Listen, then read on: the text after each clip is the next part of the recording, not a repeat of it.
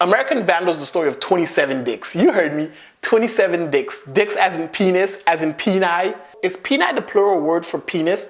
Let me know in the comment section below. But yes, the story is about 27 dicks drawn across 27 teachers' cars, which result in $100,000 worth of damages. And everyone suspects Dylan to be the one to have drawn these dicks on these cars because he's a known dick drawer and a known prankster. And because of this, he's immediately expelled and he's facing criminal charges for $100,000 worth of damages. And it's a pretty open and shut case. We have 27 dicks. We have someone who's known to draw dicks all across school. And we know he's a known prankster, no troublemaker throughout the school. It's a pretty open and shut case until another student by the name of Peter discovers one crucial evidence, one damning piece of evidence that can exonerate Dylan and bust this case wide open. And that's the fact that the dicks on the car don't have ball sack hair.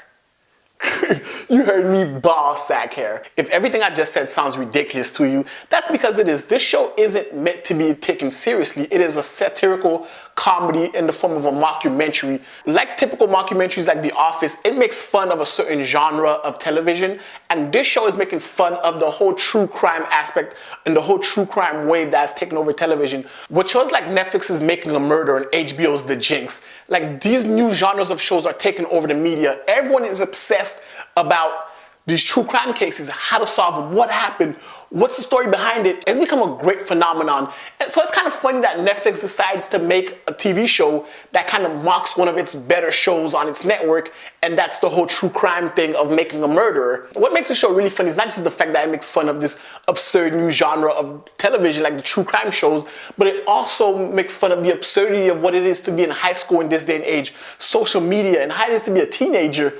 But overall, the show's real core of the show, besides the funny dick jokes, I never thought I'd hear the word dick as much as I have in one sitting than I did today watching the show.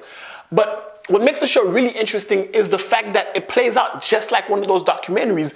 If you've ever seen Making a Murderer or any of these true crime documentaries, they're really interesting. So it kind of drags you into the whole story behind what the crime is the person innocent, the evidence, the whole procedure behind proving their innocence or proving their guilt. So like when you get absorbed in this show, you really get absorbed in these shows. So American Vandal isn't any different because it takes all the key elements that make these shows great and kind of absorbs you into this ludicrous plot of who drew the dicks. And as the show progresses and as we uncover new clues and new suspects, you start to look at the lives of everyone at the school. Because everyone at the school is a suspect. Because while Dylan is the main suspect, other people in the school have various reasons why they would be behind the dick prank, as they're calling it on the show. It's really interesting to see how the character of Peter uncovers the mysteries behind the high school and various different dramas that led to different people being in different parts. What really put a crack in Dylan's case, like a hand job discrediting a key witness in the case.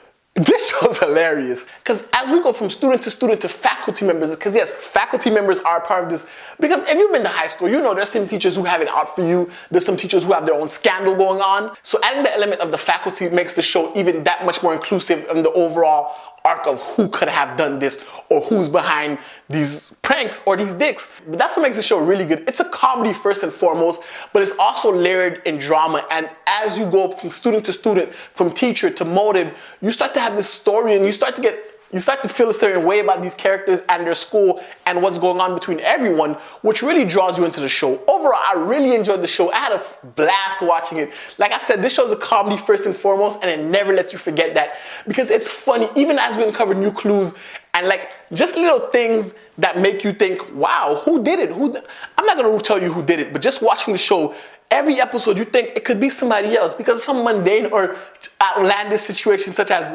ball sack hair or a hand job or things like that, which make it super funny. It was really enjoyable. I really enjoyed the show. Overall, I think it's one of the funnier shows that Netflix has released this year, next to Kimmy Schmidt, of course. But I really enjoyed it. Have you seen it? Let me know in the comment section below if you've seen it. Let me know what's the plural word for penis. And also, how many times was dick said in this review and the show? Let me know in the comment section below. If you like this video, definitely hit the thumbs up. Hit the subscribe button if you guys haven't already so we can talk about this. And don't forget to follow me on Twitter, of course. And guys, until next time, binge on.